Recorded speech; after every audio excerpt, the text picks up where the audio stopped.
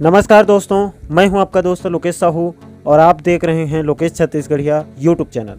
दोस्तों, इस वक्त छत्तीसगढ़ के अंदर खासकर कर्मचारी वर्गों में कई सारे उनके अलग अलग डिमांड हैं, अलग अलग मांग हैं, अलग अलग मुद्दे हैं। जैसे अगर हम शिक्षकों की बात करें तो शिक्षा विभाग में एक बड़ा मुद्दा है पदोन्नति का, वो भी कोर्ट केस की वजह से लटका हुआ है। और उसके बाद पुरानी पेंशन बहाली का मुद्दा है, उसके लिए घोषणा हो चुकी है। और दोस्तों, इसमें वेतन विसंगति का बड़ा मुद्दा है, 1,09,000 सहायक शिक्षक साथियों का, उस पर सरकार ने अभी तक कोई निर्णय नहीं लिया है। और इसी के साथ दोस्तों, सभी कर्मचारी वर्गों का एक बड़ा मांग है, एक बड़ा और मुद्दा है डीए को लेकर। जी हाँ दोस्तों, महंगाई भत्ता डीएनएस अलाउंसेस का एक बड़ा मुद्दा है और इसको लेकर भी कर्मचारी संगठन और प्रदेश के कर्मचारी संघर्ष कर रहे हैं और मांग कर रहे हैं लगातार। साथियों, आपको पता होगा कि कुछ दिन पहले राजस्थान के अंदर पुरानी पेंशन को बहाल कर दिया गया।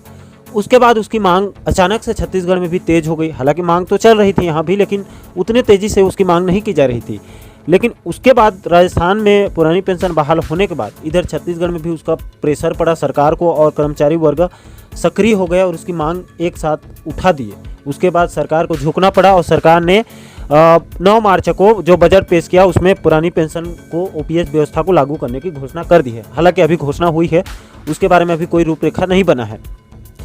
और दोस्तों, आपकी जानकारी के लिए मैं ये भी बता दूं कि डीए को लेकर मध्य प्रदेश सरकार ने वहां पर घोषणा कर दिया है कि केंद्र के समान 31% डीए वहां के कर्मचारियों को दिया जाएगा। शिवराज सिंह चौहान ने कुछ दिन पहले अपने जन्मदिन के उपलक्ष्य पर वहां घोषणा कर दिया। उसके बाद मध्य प्रदेश के कैबिनेट ने उसकी हरी झंडी भी दे दी और अब जानकारी मिल रही है कि वहां पर आदेश जारी हो चुका है और अप्रैल से, यानी कि कुछ दिन बाद, 8-10 दिन बाद वहां से 1 अप्रैल से मिलना भी वहां पर शुरू हो जाएगा। केंद्र के समान 31% डीए मध्य प्रदेश के कर्मचारियों को मिलना शुरू हो जाएगा। और दोस्तों, आपको पता होगा, आपकी जानकारी के लिए बता दूं कि छत्तीसगढ़ के पड़ोसी राज्यों में जो हलचल होती है सरकारी महकमों में, उसका सीधा असर छत्तीसगढ़ के अंदर भी पड़ता है। और मध्य प्रदेश इसका सबसे बड़ा उदाहरण है। मध्य प्रदेश या फिर उड़ीसा में कोई भी सरकारी फैसला लिया जाता है सरकार की तरफ से, तो उसका प्रदेश के अंदर भी बहुत बड़ा असर होता है और यहाँ भी मांग उठती है। क्योंकि सरकार बार बार उदाहरण देती है कि वहाँ जाकर देखिए, वहाँ पर तो ये नहीं दिया जा रहा है। तो कर्मचारी वर्ग जो होते हैं वो सरकार को फिर पलट देते हैं कि वहाँ तो ये दिया जा रहा है, अब वहाँ घोषणा हो चुकी है तो यहाँ भी की जाए। तो उसी डीए को, मध्य प्रदेश के डीए को आधार बनाकर अब प्रदेश के कर्मचारी संगठन जो डीए की मांग है उसको लगातार तेज कर चुके हैं। इसी के संबंध में डीए को लेकर एक बड़ी जानकारी मिल रही है। एक पोर्टल ने इसको प्रकाशित किया है आज 22 मार्च 2022 को, दखल छत्तीसगढ़ ने। उनका हेडलाइंस को आप देखिए दोस्तों कि डीए ब्रेकिंग, एमपी सरकार ने दिया महंगाई भत्ता, छत्तीसगढ़ में सूखा जारी। आज की खबर है इनकी 22 मार्च 2022 की। आगे इसमें और बताया गया है, देख सकते हैं। मध्य प्रदेश की शिवराज सिंह सरकार ने राज्य के कर्मचारियों को 11% महंगाई भत्ते का तोहफा दे दिया है, जो 1 अप्रैल से देय होगा, यानी 1 अप्रैल से लागू होगा। वहीं पड़ोसी राज्य छत्तीसगढ़ के 3.25 लाख कर्मचारी अधिकारी विगत 2 साल से महंगाई भत्ते को लेकर सूखा झेल रहे हैं। छत्तीसगढ़ सरकार प्रदेश के शासकीय कर्मचारियों को केंद्र से 14% महंगाई भत्ता कम दे रही है। सरकार का, यानी यहाँ 17% दिया जा रहा है, 14% कम दिया जा रहा है। सरकार का रुख महंगाई भत्ते के मामले में यह सकारात्मक नहीं दिख रहा।